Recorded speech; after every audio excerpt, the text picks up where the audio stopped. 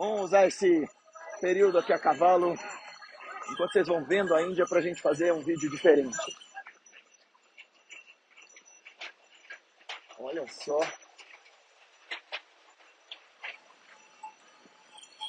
Olha ali, é uma caverna de yogis. Ali embaixo. Olha lá, ó. Aquilo é uma caverna de yogis.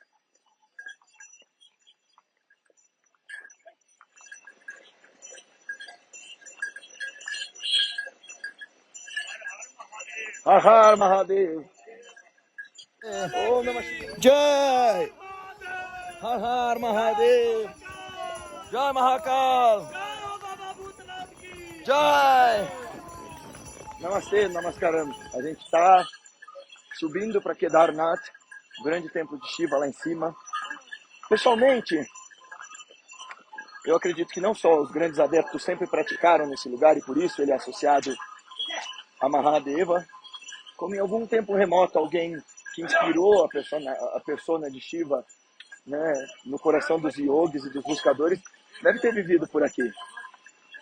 E para vocês que, né, ficam me perguntando quem é Shiva, bem, a gente tem várias respostas que a gente pode dar para isso.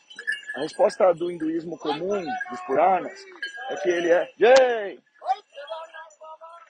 Jai! Jai, ou Jai, significa vitória. Ou louvado seja, ou salve, Shiva, Baba Kedarnath.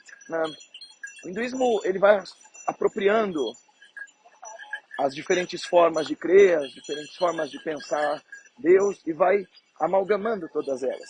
No caso de Shiva, supõe-se que, muito antes dos Árias, os povos que trouxeram consigo a religião sânscrita, o uso de cavalos e todo o modus vivendi que os indianos produzem como ecos até hoje, seus rituais e tal, muito antes dos Árias chegarem aqui, há quem suponha que já houvesse um culto a uma deidade ancestral que pudesse ser um proto-Shiva. Isso é muito discutível, porque as pessoas apostam nisso por conta de um selo, o selo de Pashupati. Quem vem com a gente para a Índia eu mostro lá no Museu Nacional de Delhi. Mas ali existe uma criatura de 3 chifres, cercada por animais, aparentemente em postura de meditação. E os yogis querem crer, e os hindus querem crer que aquele fosse uma espécie de proto-Shiva. Então talvez a busca ancestral por essa unidade com a existência e ter um arquétipo do divino que seja o Mahayogi, o grande yoga, a grande inspiração de todos os seres para fazer introspecção, seja muito, muito mais velha que os próprios Vedas. Fato é que lá atrás nos Vedas existiu uma deidade chamada Rudra, que depois foi sendo associada com Shiva. Esse Rudra era um deus selvagem, um deus irado, que vivia nos bosques e nos lugares ermos e que era temido, era aquele que fazia chorar. Os Rudras são aqueles que produzem as lágrimas das lamentações das pessoas, porque são as causas do sofrimento por conta da impermanência e das vicissitudes da vida. Mais tarde, esse Rudra, que é essa deidade poderosa e irada, é associado diretamente a Shiva. Nos Vedas, essas deidades que hoje são os grandes deuses da Índia, Brahma, Vishnu e Shiva, não tinham esse papel de importância que eles têm hoje. Lá nos Vedas, fundamentalmente havia um culto a Agni, o fogo, a Soma, a bebida sagrada dos deuses, a Indra, o senhor dos céus, a Mitra e Varuna, os deuses que conduziam a ordem do cosmos, deuses do oceano, deuses furiosos. Muito tempo depois, esses deuses foram sendo relegados a um segundo lugar. O Shiva que a gente vê hoje, ele tem várias camadas de significação e diferentes tradições Shaiva, isto é, diferentes tradições que acreditam em Shiva, vão entendê-lo de forma distinta. Por exemplo, no Shaiva Siddhanta, que é o shivaísmo dualista, Shiva é Deus, Deus com D maiúsculo, mas como Deus da tradição judaico-cristã, ele é um ser para além de nós. É claro que os yogis vão tentar essa unidade com Deus, mas Deus e o homem são distintos entre si. Já no caminho do yoga, no caminho do shivaísmo da Kashmira e de outras tradições, Shiva é um com a nossa consciência. Então aqui ele já não é mais o esposo de Parvati como o aspecto do masculino, o aspecto do chefe de família, e nem tampouco como do yogi renunciante ascético. Ele é você, em sua mais profunda essência. Shiva, nesse caso, é Satyam Shivam Sundaram. Ele é a realidade da existência, como pura consciência, como pura verdade, como pura bondade, como pura beleza. Estar num lugar desse, cercado dessa natureza magnânima e magnífica, que te encolhe, né? A gente se sente pequenininho aqui. É natural que a gente se convide à introspecção, que a gente se convide a fazer aquilo que foi a experiência alquímica e existencial de todos os yogis. Qual seja?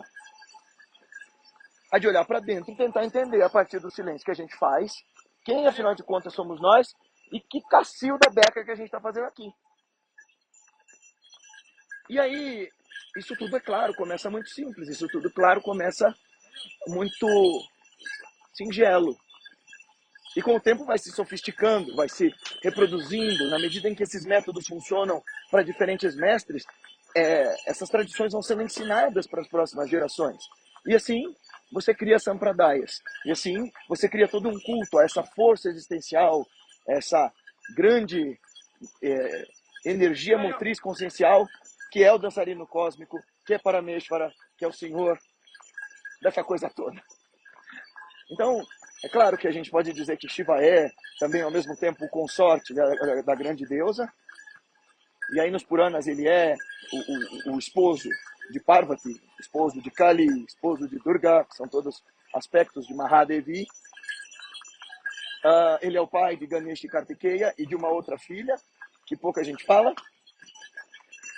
Ele é aquele personagem dos Puranas cujo temperamental, intempestivo, de cujo terceiro olho saem raios de fogo que destruíram várias criaturas e deuses, inclusive Kamadeva, o deus do amor, o cupido dos Vedas, por assim dizer, não tem mais corpo, porque uma vez ele ficou tentando atiçar Shiva para ele se apaixonar por sua primeira esposa, Sati.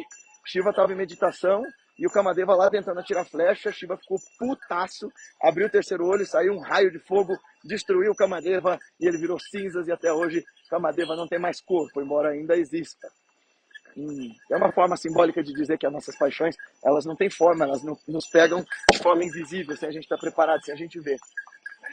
Shiva remete a todos esses aspectos de introspecção, mas ultimamente, especialmente depois que eu conheci um outro guru meu, com quem recebi iniciação recentemente, eu tenho passado a amar mais a Shiva sob duas formas. A primeira foi uma que meu primeiro guru, meu Satguru, me ensinou, que é como Bhairava. Bhairava é a forma irada de Shiva, Mahakala é o Senhor que consome o tempo, que consome a existência. É a forma de Deus que te espanta ao despertar. Ele é também chamado de Amriteshvara, o Senhor do Néctar. O néctar que é dado quando a gente decide morrer antes de morrer. O outro jeito de adorar Shiva é como Parameshvara, o Supremo Senhor de todas as coisas. E aqui não existe mais a Trimurti, como a gente está acostumado a ouvir no hinduísmo, né? Brahma, o Deus Criador, Vishnu, o Preservador, Shiva, o Destruidor. Shiva é a totalidade da existência, em cuja Shakti, a energia feminina, compreende a força motriz do cosmos. E quais são as 5 funções, 5 faces desse Shiva, né? Panchamukha, Shiva ou Panchabrahma? Quais são? São Sadyojata, que é o Criador, aí ele faz as funções de Brahma. Ishana, o Preservador, ele faz as funções de Vishnu. Aghora, é isso mesmo, dos Aghori, aquele que não teme, aquele que não é afetado pelo medo, né? Aquele que destrói tudo, a face destruidora de Shiva, face irada. Aí a gente tem as duas faces secretas, que são Tat Purusha, aqui é uma face da ocultação, e Ishana. Então é Sadyojata, Vamadeva, o segundo, Aghora, Tat Purusha e Ishana. Eu troquei lá atrás, desculpa. Estou a cavalo, gente, me dá um desconto. Então vamos falar um pouquinho, olha que interessante. Tem duas funções de Deus, além de criar, preservar e destruir.